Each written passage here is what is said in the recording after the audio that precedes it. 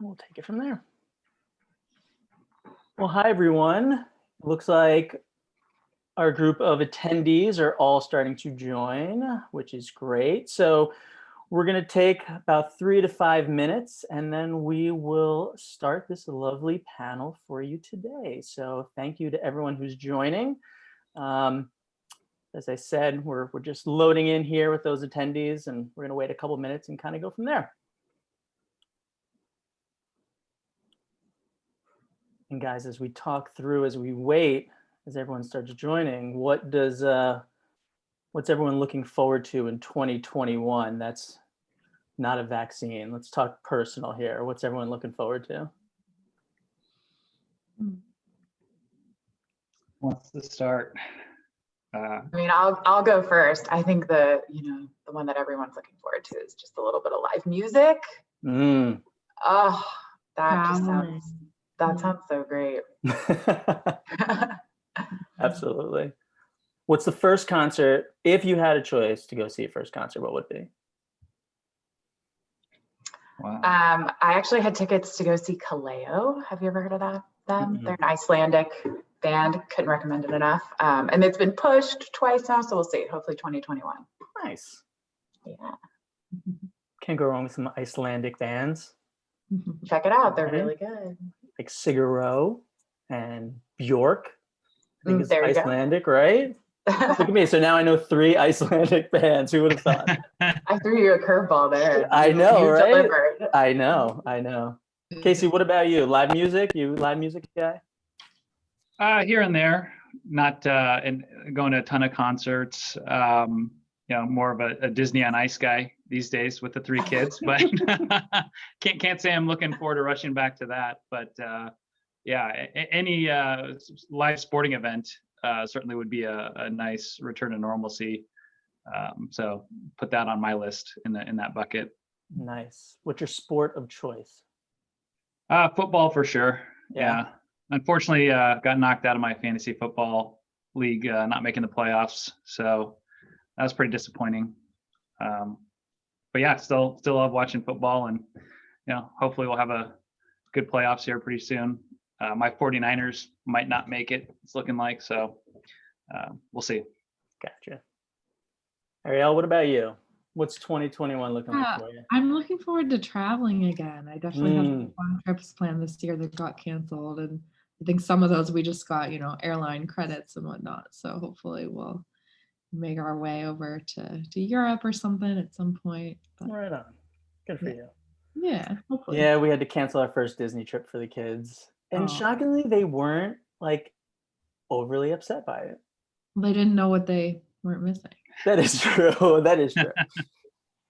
What do we got? 103. It looks like we got about 50 attendees right now, and I don't see that number growing too substantially. So why don't we get rolling? If that works for everyone. So good morning, good afternoon, everyone. Thank you for joining us. What is going to be the final webinar that is hosted by Audience X for 2020. I think fair to say 2020 has been a challenging year and interesting year for all of us. So today, we're going to keep that vibe positive and have a great outlook for 2021. And of course, look at that possibly through the lens of our industry, which is always going to be fun and exciting. First off, I just want to hope everyone is staying safe and healthy during this time. And again, thank you for joining us wherever you are throughout the country.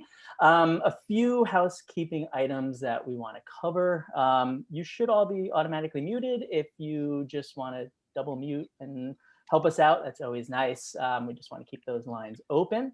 I have the chat box, and as the moderator, I will have the chat box and the QA open. So feel free to please ask questions throughout.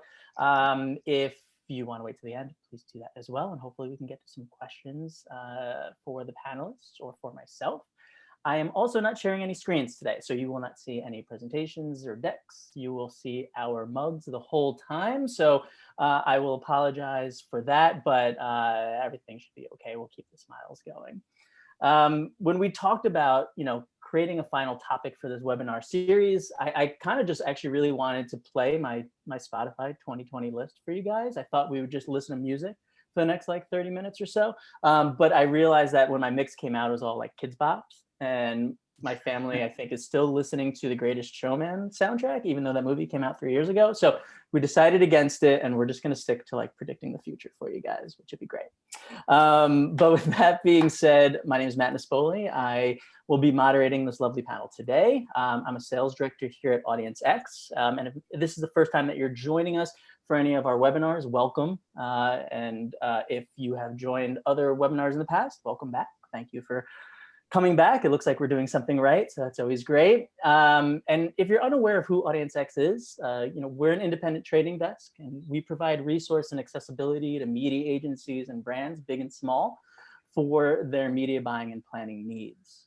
Our resources really focus on everything from media planning strategy, campaign management, analytics, creative development, but we do this by providing accessibility to enterprise level technologies like demand side platforms, online and offline measurement and audience providers, and scalable native solutions. And with that being said, we are very fortunate to have these partners and a few of these partners with us today. So I'm going to introduce the panel, and then I'm going to stop talking, which is always really hard for me, but we'll start with introductions and then we're going to jump in. So joining us today from Foursquare is Ariel Siegel, who is the Director of Data and Insights. Can you wait so everyone knows who you are? Thank you. In her role, Ariel synthesizes location data into actionable insights for brands, agencies, publishers, and platforms, enabling them to uncover and capitalize on behavioral trends. Foursquare is a leading technology or independent location technology platform that understands location, how people move through the real world, and how those patterns change over time. Using this knowledge and technology helps brands, developers, marketers, and analysts understand consumers and how to engage with them. So thank you for joining, Ariel. Thanks for having me. Of course. And next up, we have Kelly Davies. Kelly, quick wave. Hello. Thank you. The Director of Business Development at The Trade Desk. As the fastest growing demand side platform in the industry, The Trade Desk's cloud-based platform allows ad buyers to create, manage, and optimize digital advertising campaigns across ad formats and devices. Kelly looks after a mix of large agencies, independent, and brand direct relationships with the goal of helping evolve their marketing strategy, create better customer experiences, and drive business outcomes through best-in-class technology. How'd I do? Good? You nailed it. Perfect. It's great to have you. Thank you again. Of course. And last but not least, Casey Westerfeld, who is the VP of Platform Operations at Nativo. Sorry for interrupting you, Casey. Nativo creates meaningful consumer connections with the most advanced technology platform for integrated ads, enabling insightful storytelling at scale with the largest native reach. As Nativo's VP of Platform Operations, Casey's focus is bringing native to the masses by growing their customer base. He is an operational maven, I love that, with a knack for execution, mentorship, and working cross-functionally. Casey, thanks for joining us. Thanks for having me. Awesome. So with that, introductions are done. I'm done reading these fun little intros that we all worked on together, and now we'll really jump into the meat. So with that being said, I think, I want to get kind of the biggest theme out of the way. And Casey, I'm going to start with you. We're going to talk a little bit about a cookieless world and what that looks like.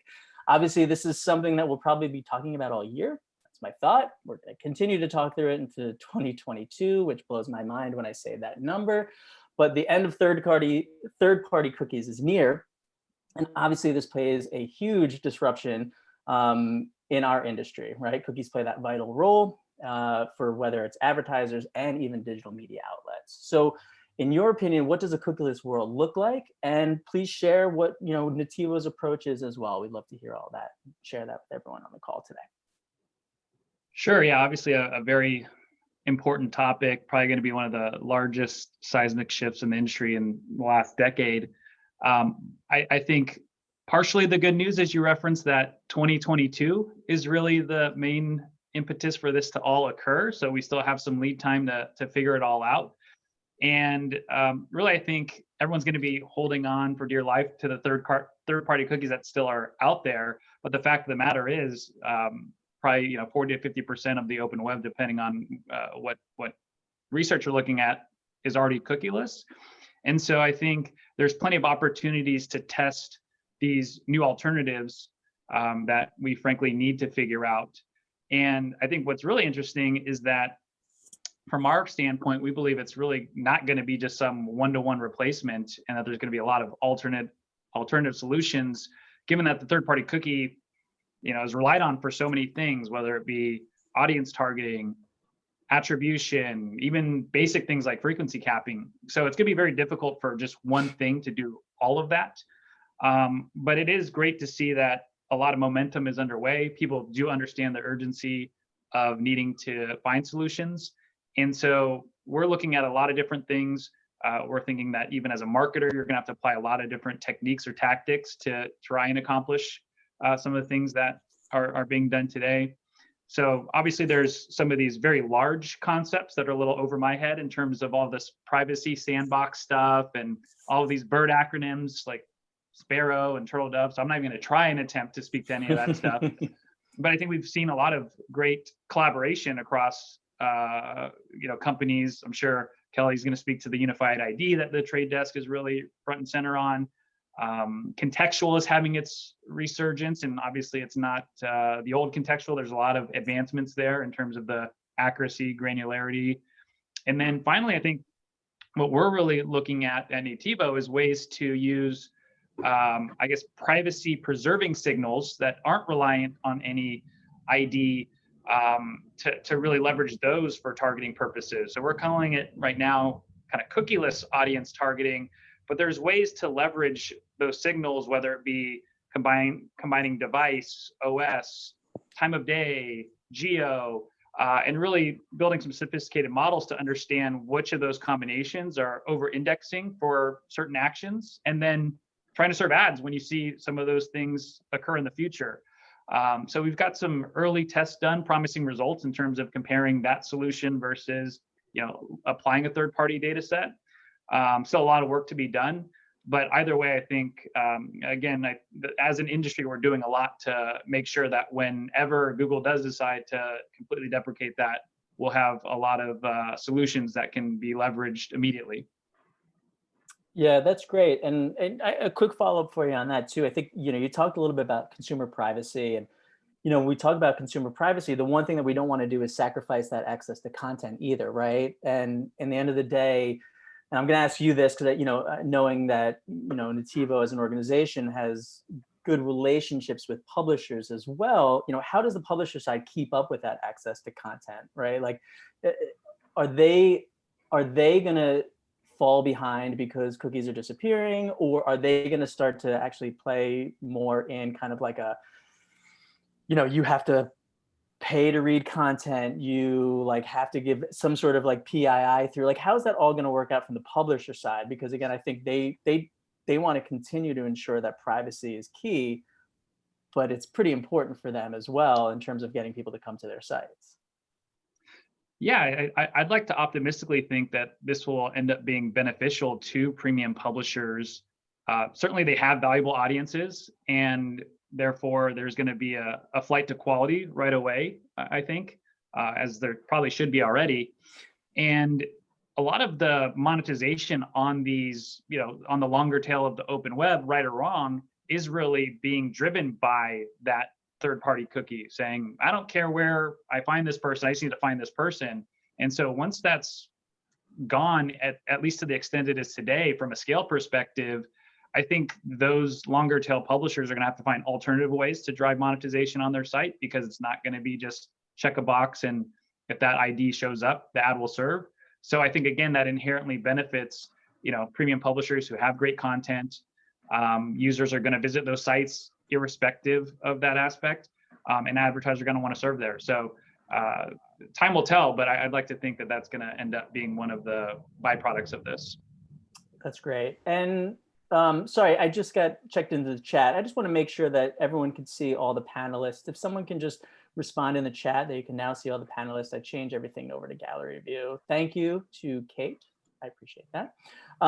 Kelly, I'm going to have you follow up on that as well. I was going to tee up a little bit of that unified ID as well, but I think Casey did a great job of that for you as well, knowing that the Trade Desk is taking, a very heavy lead and stance on that with the unified ID opportunity. So we'd love to hear a little bit about your approach and your thoughts there as well. Sure. Yeah. So Unified ID 2.0 is a continuation of really the trade desk's support for a transparent and very important open internet. We really feel that the work that a lot of different companies are doing, and Unified ID is one of many, but something that we're focused on making interoperable across many of these different companies, and really helping the IAB and certain other governing bodies be able to take this over down the road. Casey mentioned, we do have a little bit of time here, but we don't have that much time, and certainly we want to make sure that publishers, most importantly, are protected here in the long run. The internet has always operated in a quid pro quo, advertising driven way, and that is certainly important to maintain the openness and amazing free content that we're all consuming as we're homebound and activity limited, more so now than ever. So Unified ID is an unbelievable collaboration across the industry, and there's some pretty key elements that we think will help this thrive. It's got a very simplified sort of consent framework.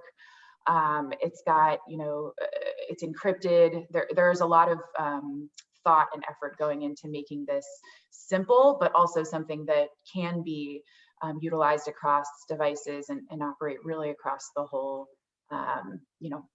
advertising ecosystem as we see it. So we're really we're constantly iterating. We're really focused on making this something that all parties can take and advantage of and contribute to. So I'm certainly excited to see this evolve as we are getting a lot of interest and contribution from players in the space. Yeah, absolutely. And you and Casey actually use, I think, the term multiple times, or at least once each, when you talk a lot about collaboration. I think a lot of times we talk about things like this, where an announcement's made and Google makes an announcement, the whole duopoly comes up between Facebook and Google. They have 60% of market share of ad dollars, or whatever percentages, in that range. Is this something that, do we think that Google and Facebook will still play well in the sandbox, I think, because this is a vested interest across the entire ecosystem. So do we think that they will continue to kind of work with everyone to support that, or will they live in their own, use the term walled gardens? Are they going to live into that world and just say like, oh, we're going to worry about ourselves and good luck everyone else? As far as bold predictions, I don't know if I can say one way or the other. It's certainly a very lucrative and that model works. What I think where we're really focused on is creating an alternative to that, and something that really delivers for advertisers. I mean, talking about data-driven solutions and really the changing world that we're in. Hopefully we'll get to talk about some connected TV advancements today too, as we're thinking about 2021. But all of that is really driving advertisers and marketers to demand more. I want to know what my data is doing. I want to know how I'm performing. I want to know how these channels are working together. And I think as we move into 2021 and into 2022, those walled gardens may need to participate in a bit more, friendly and open ways, because that's the name of the game is transparency and interoperability and collaboration. Absolutely. That's great. Ariel, I'm not letting you off the hook on this one too. This is one of those questions I'm going to have all three of you guys touch base on. But, with Foursquare's focus a little bit on more of the offline and a little bit more maybe of the first party type of aspect of, data collection and things like that. Are you in the clear of all this? Like how, what from an online, or excuse me, more of an offline data and, audience type of platform, where does it all play for you guys? And how do you kind of work into all of this as well?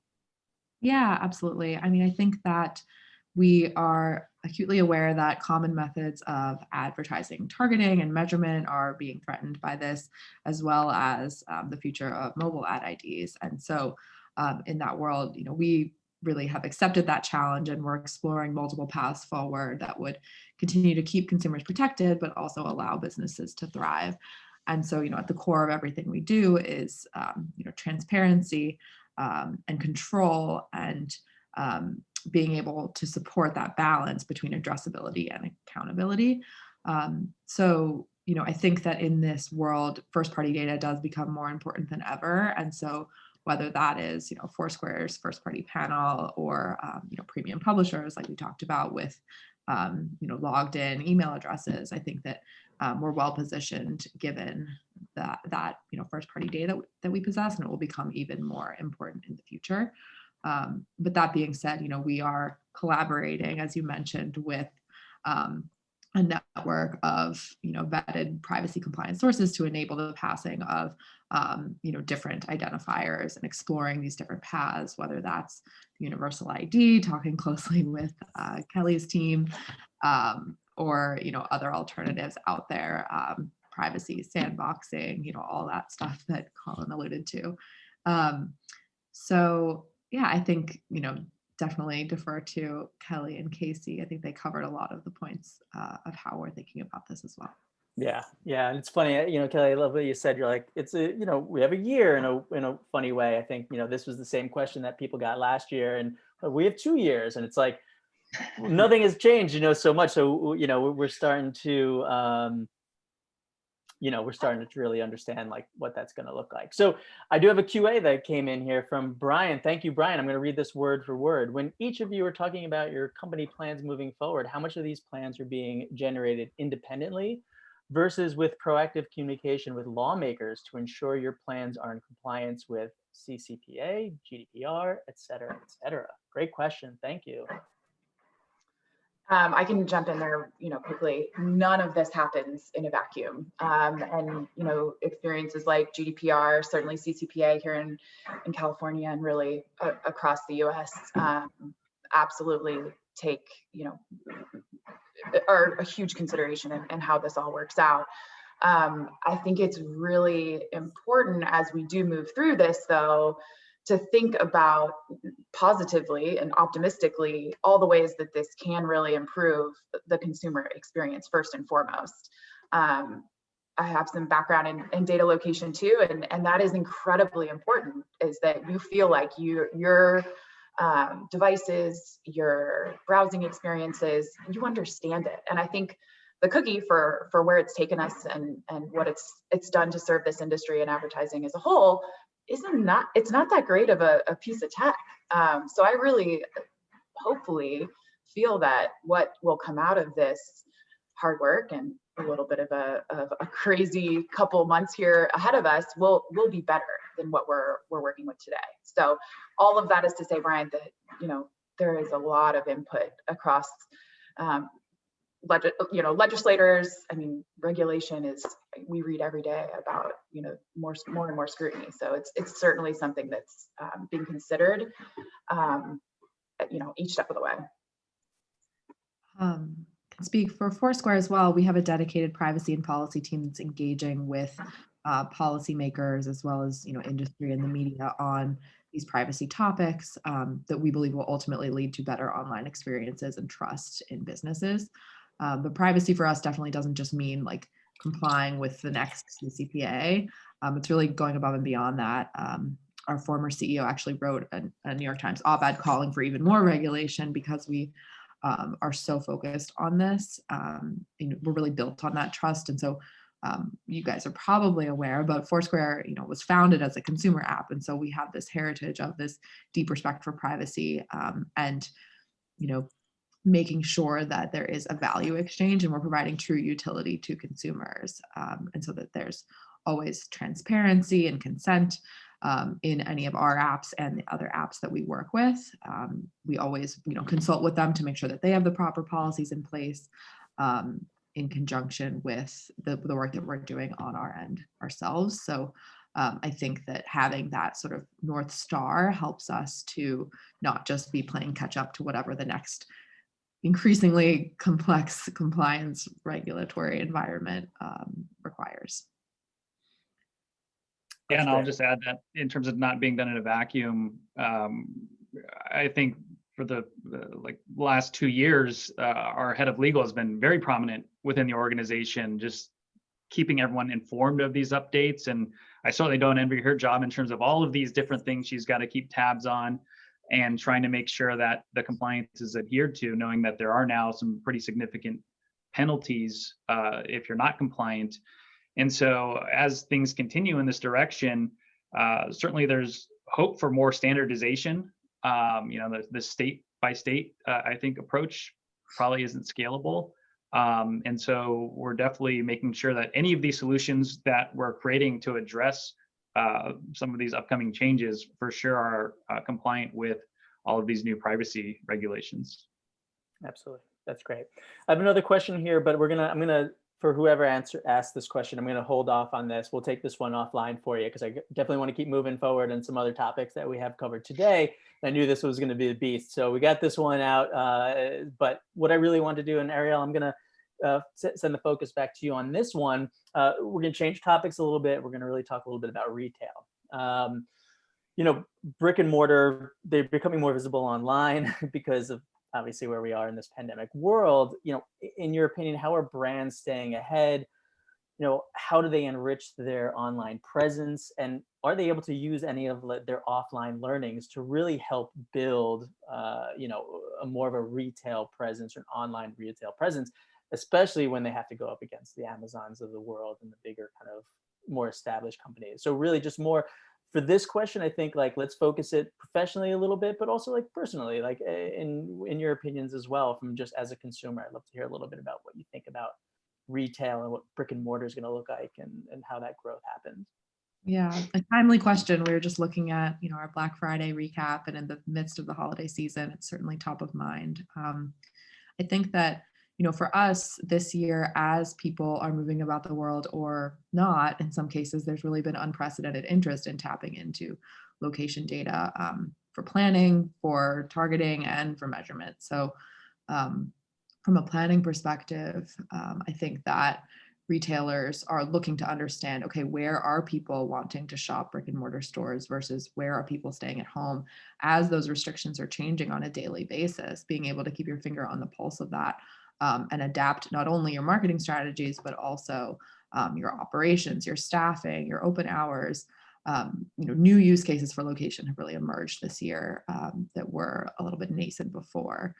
Then, in terms of reaching the right people, it's not only by district and county, but also, in terms of your mindset. And so being able to understand who is still going out to take advantage of outdoor dining and who is, staying at home and not even going to the grocery store and having their groceries delivered is really important, because it enables brands to tailor their messaging and promotions to promote e-commerce to the people who want that, but to promote, the safety precautions available in brick and mortar to the people who want that. And then ultimately measuring, of course, is really critical always to understand whether the online ads are driving people in store and vice versa, of whether out of home is impacting whether people order online. And so, having that sort of full picture in today's omni-channel world is even more critical, I think, as things are changing so quickly. No, that's great. And Casey, I'm going to hand this up to you as well. I'm curious of what you think, and where does native play in a role with retail? And the reason why I'm asking you is because I think about how much people spend when they're in stores, right? And they're asking salespeople questions, they're handling the products, but now they're spending more time online doing more research, right? So, what kind of role do you guys play, or does native as a whole really play to help educate consumers from a very retail and product focus aspect? Yeah, I may answer this in a bit of an indirect way, but I think clearly with more folks moving online, what we're seeing at least this year, and I think will be a continuation next year, is retailers themselves really need to understand ad tech. Obviously, Amazon is the bright shining star here in terms of their advertising revenue going from 1 billion a few years ago to, I think I read 15 billion maybe this year. And so the Walmarts of the world, the Krogers, in Ad Exchanger every week you're reading about either an acquisition of ad tech or acqui-hire, because they're realizing that there's a pretty sizable market here. And so I think what these retailers are thinking about is, how do I replicate that in-store end cap, if you will, in terms of being able to promote new products or things along those lines. And so where I think native comes into play, if you think about a retailer site, they have the opportunity to put in sponsored listings, which technically is kind of in this native umbrella in terms of matching the look and feel of the surrounding content. And so I think that there's going to be a big push here for anyone with a sizable web audience, and obviously that's going to be growing for every retailer as you do, online shopping, to really figure out those things, because it's going to be a missed opportunity if you're still just doing kind of old tried and true tactics of just showing your own products and not necessarily sponsored products and things of that nature. Oh, absolutely. That's great. Thank you.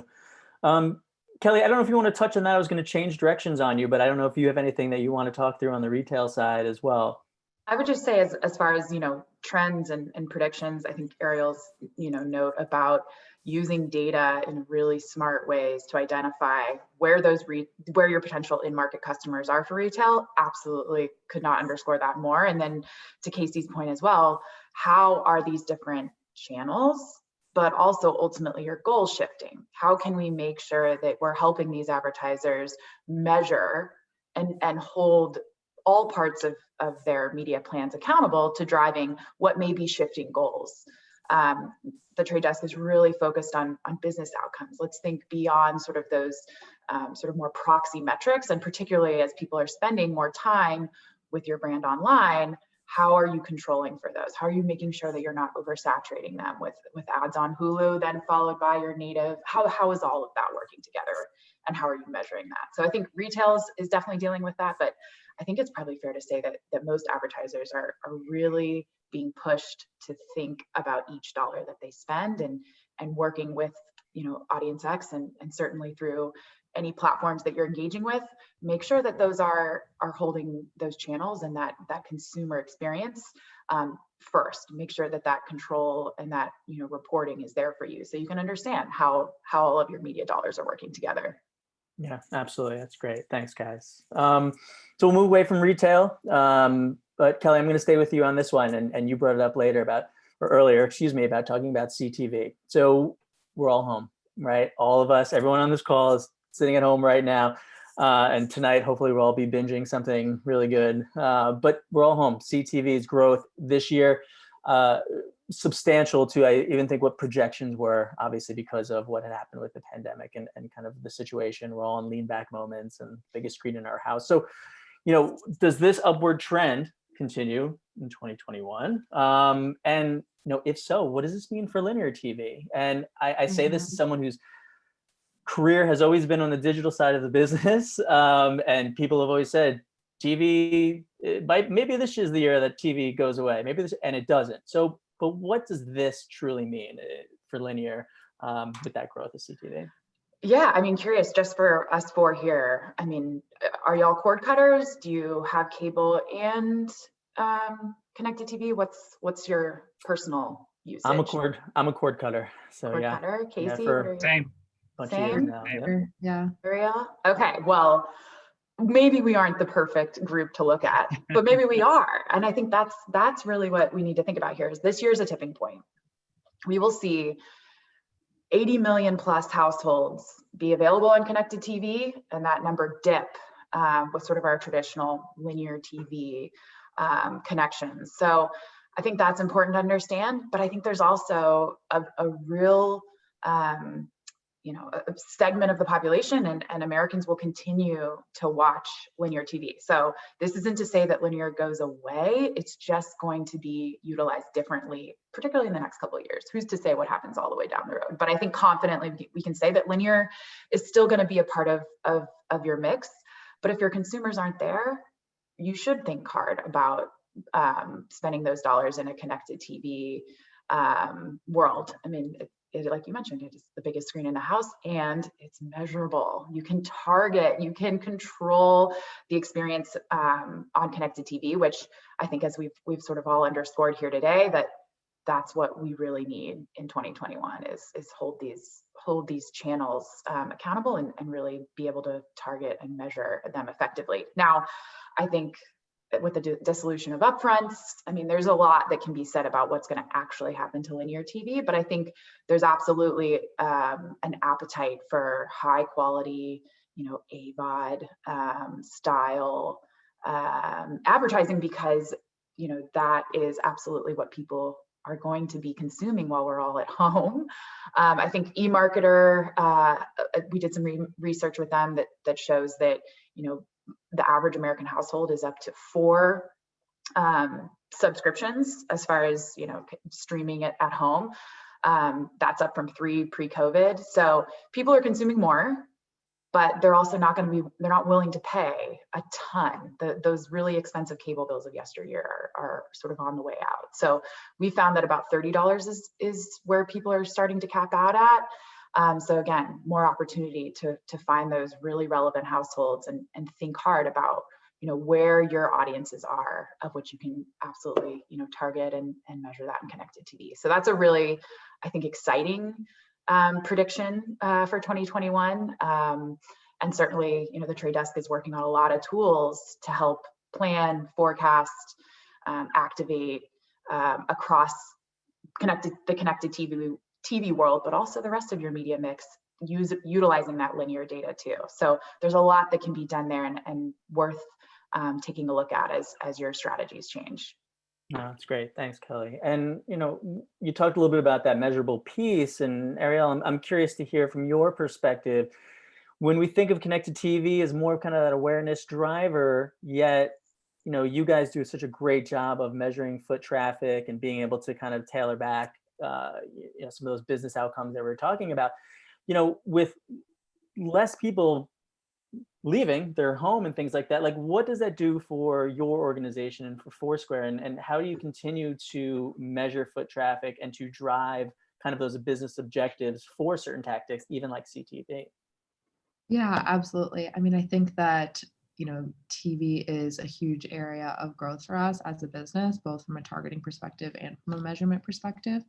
In terms of targeting, we're enabling, smarter targeting with connected TV, where rather than just, reaching everyone who's ever watched NBC, you can start to really use location signals to identify the right people while they're at home, binging their latest show. And then in terms of measurement, I think that, we're able to measure the impact of the ads on the visits to stores, but then also understanding, which creative is driving that traffic, which audiences is that creative resonating with, which day parts is it more impactful in, and so all of those insights that you get out of our measurement solutions enable optimizations throughout to drive higher return on investment.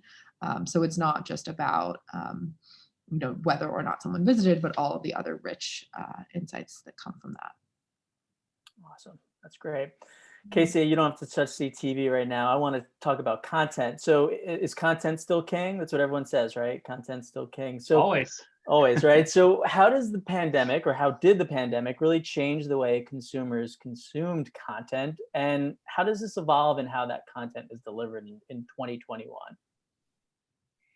Yeah, well, we saw some very, interesting things. Our content and analytics team put together some content consumption reports that I was able to kind of read up on before, so I can speak to some things before this panel.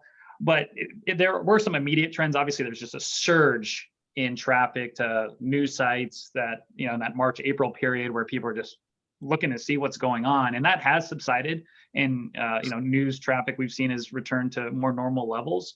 But there still are some shifts that, I think are interesting in terms of with everyone being at home, mobile versus desktop consumption. Everyone has their laptop with them at all times now. So we're seeing that desktop and mobile isn't as skewed as it was when mobile all of a sudden took over. Weekday versus weekend consumption. Again, a lot of people, read stuff while at work on their laptop, and then on the weekend kind of have other things to do, which right now isn't necessarily the case. And then even just the sites that are visited and that kind of allocation. But I think from a marketing standpoint, given that so many folks are consuming so much content, for brands to try and participate in that conversation, it really has made them reevaluate, how do I do that? There's been so much to think about this year from from a world perspective of not so great things, and so you can't be insensitive to what's going on by just trying to promote your product. And so the three questions that our strategy and content team put together that I thought was really pertinent in terms of how to evaluate that, I think are pertinent moving forward. It's not just about being in this pandemic. It really should be tactics that people use moving forward, but it's about authenticity in the content you're creating. Is it authentic to the brand? Does it address a concern of your audience? And does it give them value? In terms of that quid pro quo analogy used earlier, we've always thought that when you're participating in that content experience, there should be some type of value exchange, whether it's being informative or educational, entertaining. Like there should be some end value exchange that the end user should have a reason for consuming it. So we think that with those things in mind, hopefully there will be an elevation of the type of content that's being disseminated out there. And we've got some great examples we've seen during this time period, whether it be a healthcare provider really informing people about the benefits of telehealth, knowing that you don't want to have to go into a doctor's office and you absolutely need to. It could be about a tourism board talking about how to safely visit that destination for areas that still are promoting tourism. So I think it has forced people to throw out their traditional playbooks and really think through what's going to make sense in this environment. And again, I think hopefully those tactics will carry on as things slowly but surely return to normal.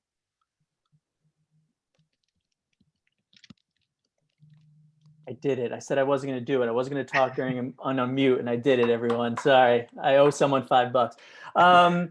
Kelly, I'm going to play off of that content and consumption a little bit here and talk about how brands and advertisers approach a more like conversational tone with consumers next year. And things that, like, even when I was reading up and trying to think about like a couple topics that we can kind of cover, you see so much around like voice powered device, voice search, chat box.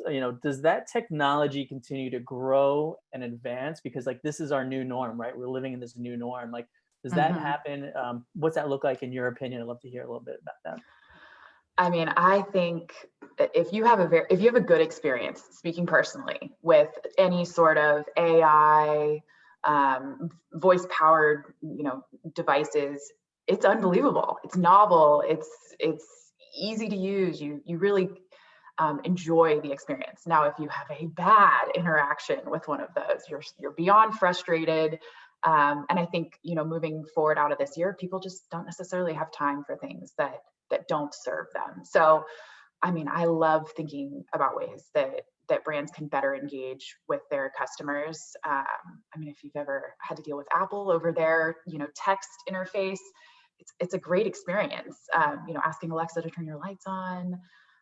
There's some really neat things that are starting and continuing to develop, but I will say, I think we have a long way to go. I love my Roku TV search function on my app, but it only works like 2 out of 5 times. So, speaking a little bit personally, I love that, that ecosystem, that environment that's emerging, but I think it absolutely needs to serve your customers. On the business side of things, it's incredibly exciting too, right? It gives us a whole new potential format or a whole new swath of inventory to potentially think about ways to engage our customers with. I want to say it's been probably a month or so now, but we have Tesla inventory on the platform. So in Tesla vehicle, ad space that's available for targeting and measurement through the trade desk. So seeing that stuff develop and seeing that, continue to add to the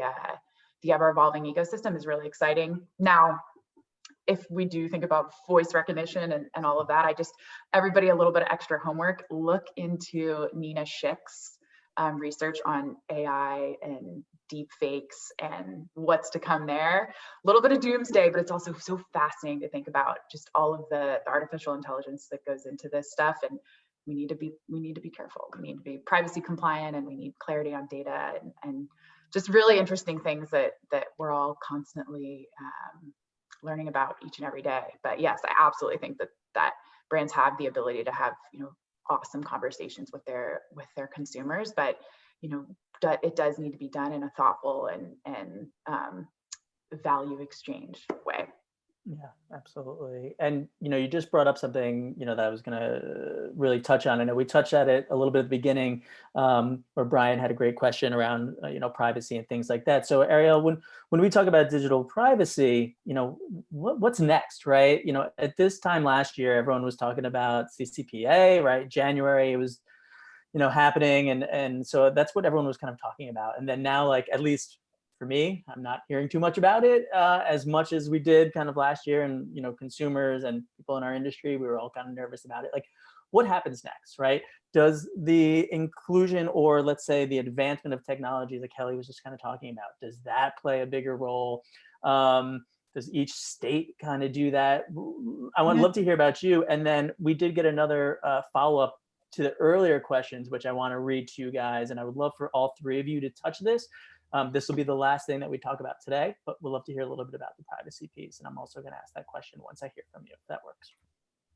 Yeah, sure. I think that the innovation that's going on right now, certainly needs to be privacy compliant, as Kelly was alluding to. And so, for example, right now we recently launched something called MarsBot for audio, which is out of our R&D team, Foursquare Labs, where we've been playing with how location can play into audio AR, where it's sort of a proactive walking assistance. And if you're walking around with headphones in, the app can tell you about interesting places nearby as you're passing it. It's still really in its infancy, but we think about, okay, how can that be used for good? It could potentially be a tool for visually impaired users. And so we're always thinking about, okay, how are we providing utility to the customer? And I think I alluded to this a little bit before, but, as a consumer app company, founded 11 years ago at South by Southwest, we've always had that top of mind about how is our technology providing utility to the consumer, making their lives better. So we're not just embedding location technology in a flashlight app or a gaming app where there's no reason for the user to be sharing that. So, our privacy policies then stem from that, with that transparency in mind about why are you sharing this with us? How does this make your life better? Again, it goes above and beyond just, chasing down the next to make sure we're compliant with whatever the next regulation is. But we do anticipate, increasing complexity with a patchwork of state by state legislation across the US in advance of a federal bill in the next, 12 to 36 months. But different laws that will be sort of aligned to GDPR, and sort of expanded opt-in consent requirements via legislation and different platform policies, whether that's with Apple or Google. So, our team, our privacy and policy team is, really constantly thinking about what's going on in Washington, but also, in Cupertino and in Mountain View, and closely keeping an eye on all of that to make sure that we're staying ahead of the curve. So those are things that I would be thinking about in the future of privacy. Awesome. Casey, anything to add there? No, you're probably not hearing about CCPA anymore, because now there's CPRA as of November here in California. So it is something that is always evolving. But to Ariel's point, I think there has to be some type of federal type system in place, because the state by state is just not possible for anyone to figure out how to comply with universally. So fingers crossed that there's some movement there. But in the meantime, at least how we're approaching it is we're kind of having to take the most restrictive approach based on the state that has the strictest guidelines. So we'll see what happens, but I think that's the safest approach for now. Awesome. And Kelly, I'm going to throw this question that we got in the QA in your direction. Again, I think this goes back into kind of the cookieless landscape, but I think overall we're on the topic of privacy. Do you think that companies like Facebook and Google could be non-compliant with whatever new privacy regulation comes out because of their ability to basically pay any fine? Oh, I know, I like that. I'm glad I saved that for the end. that is juicy. Yeah, I think it's hard to say.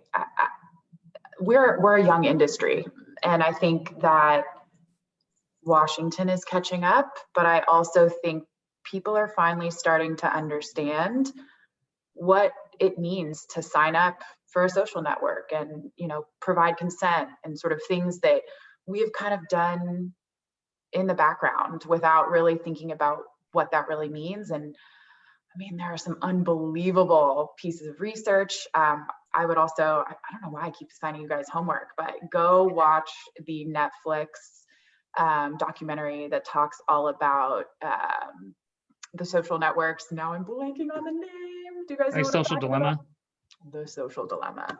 I mean, Yeah. this is such unbelievable content, and from people who built it and were there. And I there's just a consciousness that's being raised in our society. So will they play by the rules? I'm not the person to sign off on that. But I do think that as consumers and as Americans, you know, we do all have a role to play in how this ends up, you know, moving forward in the next couple months here, next couple years here. Let's be real, this is going to take a long time, but there's more scrutiny than ever. And I think as advertisers and marketers, we should be conscious of that. That's great.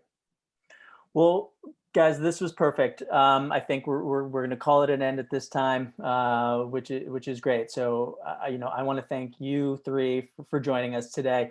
There was one more question on here from someone who I'm going to take offline. I think it's actually a little bit more specific to Ariel, so we'll probably be following up with you on this question. The person is not anonymous; they put their name. So, for that person, I will make sure that we get this question to you based on some of the methodology and measurement that Ariel was speaking to earlier, if you don't mind. Yeah, of course. But again, guys, thank you to all of our attendees. Thank you so much. December, I know, is a crazy time, so we really appreciate everyone joining us for that last panel.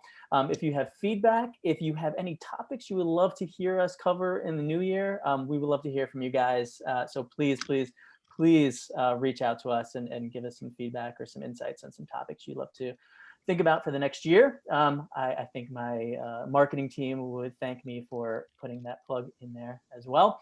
But again, everyone, thank you. Enjoy this wonderful holiday season. Be safe. Hopefully 2021 looks a little bit different for all of us. But again, thanks again, and have a good one. Thanks, Bye, everyone. everybody. Thanks. Take care. Happy holidays.